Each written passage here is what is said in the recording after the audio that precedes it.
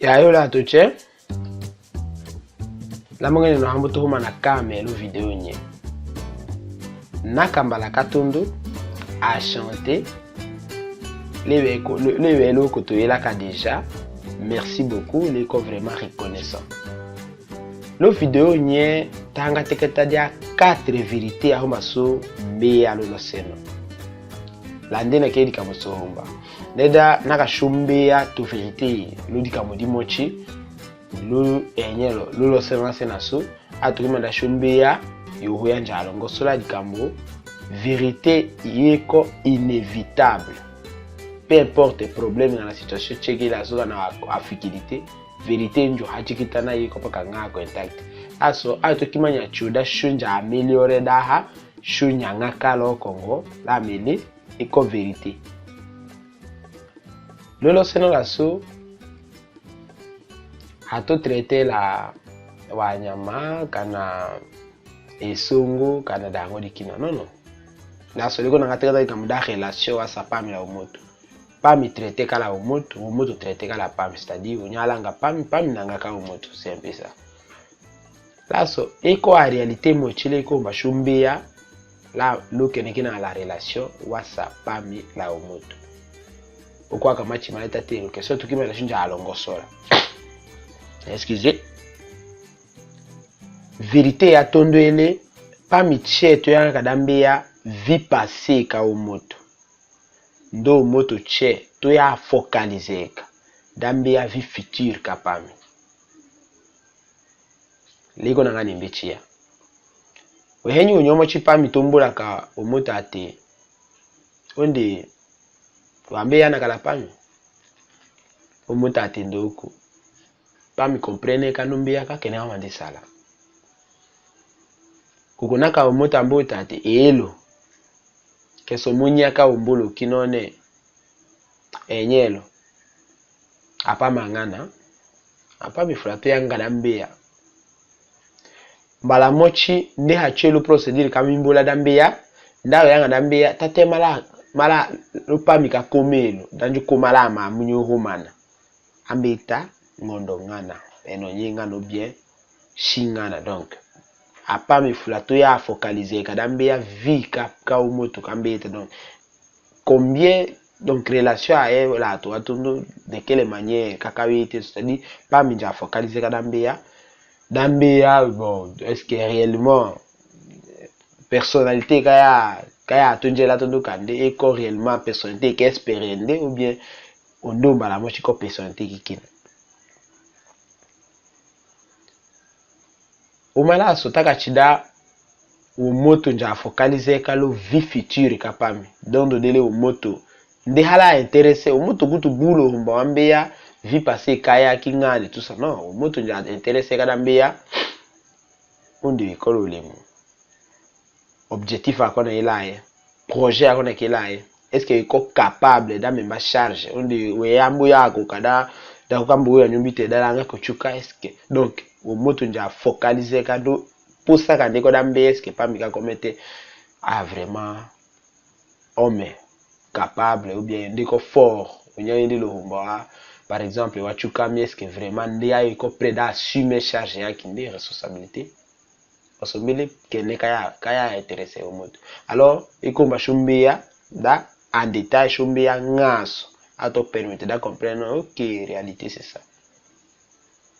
Deuxième vérité wamato suwaka tout au long kalo senola kiwo la engokile au français on est sous-estimation personnelle vonja sous-estimer ka lunjila vo beyaka consciemment da valeur yao ekolitina ke mochi kakita kitayo bon liko nanga nimbichi ya wamata mochi kuma kalumbu tone nazanano omochiko mbitaka lo teketo kinone naka dimi ndo tapata alors na dimi ndo ta jipe dimi tomba wa ngena donc là okunde toujours apa mi wananga c'est logique iko clair parce que iko belle iko vraiment iko langala mais attention. La 21 ans, wamatu fulambita kone nazanano. La 23 ans, wamatu mbita kone nazanano. La 24 ans, vombitaka wako wame. Koko la 40 ans, eko ulu etete mbita toujours ati nazanano. Eko ononi teketa kambaso koko osombele kenekele mete. La 40 ans, we hatunga la même valeur qui est la 23 ans. Alors il faut faire beaucoup d'attention. Et comme vérité, yele wononi teketa la tuwa tamo koko enyelo nami nga suka mambote kosemi nga suka mambote awo permettre dane mungi veiller kule njalo ngoso unembe ate non. Moma kene ko moma mami soit na kalambe nada akambwambunga bon en fait nous n'y comprenez d'ambo show adano pas mikene ko un peu sur 10% deko quand même le 8% d'ambita ochukama d'ambi wa regret le Congo. Ça je ne vous dis pas qu'on est tout ça non ça ce n'est pas ça. Landena excusez apami mbiaka lolo sena lo tondo laki lolo sena la moto lo tondo apami kuka pomana la elo kama waka ko solliciter da kuchuka lukama kuko esambela to mbanga la posa ka kuchuka mete akumi divala sato ane bien 93 nyeche iko lomba chua passer bon moment la ye munga kamela ye mbeyana la ye mais sambela atombele la vrai objectif à kuchuka kokole sambele kene anei bitate 4 unya uyo show la réellement personnalité kae faiblesse yae wa pression yake wa qualité yae mochi kana unya uyo show la vraie personnalité kae lo Congo minya wa maquillage ya tu jakala mato yenaka wayo ko seka imisa wayo ko kakito na ye imisa donc waye nada wakasale emerere wayo chikapa la 3%. Alors il faut faire beaucoup d'attention, il faut munga vraiment la maturité ko comprendre imisa di kenekala kasonguta dikambo bembea kada ati fulanje nyanga kala Congo bala mocha olongunga akidimena olongunga akimete akananga kamete bon hatoya vérité ya sato puisque hala nginyo sewe nyifula budi kamuda momala onyo ata soto vérité les corps répéter d'une puisque ata mochi mena kada wambe exagérer Jérémie ambole ka menya da alangani mbutalaso non eko humba bijaka mbolodi hole dao ato kimanya dashu nongo sola lo seno atata sene puisque anja weko okando vérité ya sato apa me fula weko aventurier la njone dikambo sodeko inévitable apa me fula weko aventurier la njone c'est-à-dire objectif wa tondo akolanga pa me ko ambeya na lae wa passer bon moment lae wa ngena la dembadae wa donc je pense que Nico comprenne la gamimbuta. Nous on est les cibles et qu'on comprenne parce que la vidéo et quand t'as montré les cibles quand qui a pas mis quoi ou mat cible quand mat quoi pas donc habiti auto kapanda mais les combattants en général on est les concernés et qu'on prédande mbeya mbosa yediko ya dimena mais heni kademile heni objectif waki pami watamito objectif ande watoni ko ambeya na la passer bon moment la elandina engo kakoto la pami chale o moto kana engo kachuchu ya pami da nanga o moto eko soit de madae soit oloto ae soit yuya kaye di divolelo soit ena melokele lae dimena dia lo photo pami ukangena ina kokolanga le wane we yale pami kimocha kongena malu photo we kombe ya kene kalanga mibuta Mala mochi ndemboka sango mochi ya mena lukumbola e. Atakena ukolo lo nga ndemboka cho ato atadika mna na moto ngo. Na moto songa yakonde monga pousser dakolanga. Mais ekoko eso che ha assuré pas midande kochuka. C'est ça la vérité, mais il faut faire beaucoup d'attention. Dapa minjetao josa yediko ya kuchuka ndenjo sedingola kakambo akina nde hasedingola to bote kaya hasedingola hakanda kenyo photo hasedingola honda to yolota nde hasedingola donc on doit niko comprendre que nekala ngamibuta vérité ya nei ndoko moto lele sente la njone. Donc, ndoko moto lele sainte la njone on est bon à part ndoko. Et le dimanche dit tata moi j'étais à soanga mitemo ne oh non. Il faut écouter. D'ailleurs comprendre la ngamimbota. O chike chidi ngo ambo non commentaire non passer par là. O chike chidi. Ndoko moto lele sainte la njone. Ngola un côté 3 catégories en mato il a sola njone. On a l'ingola pas mi auquel auto il mena. Catégorie katondo wa mato il sans expérience de vie.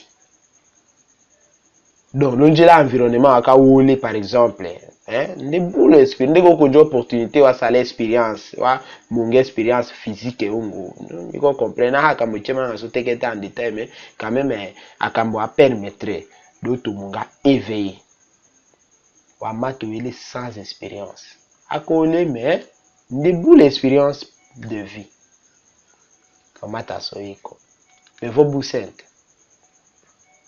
puisque ndo kanjonga kanga loko ngambo to diwala kwambo yi expérience de vie kundambo yunga démoniaque.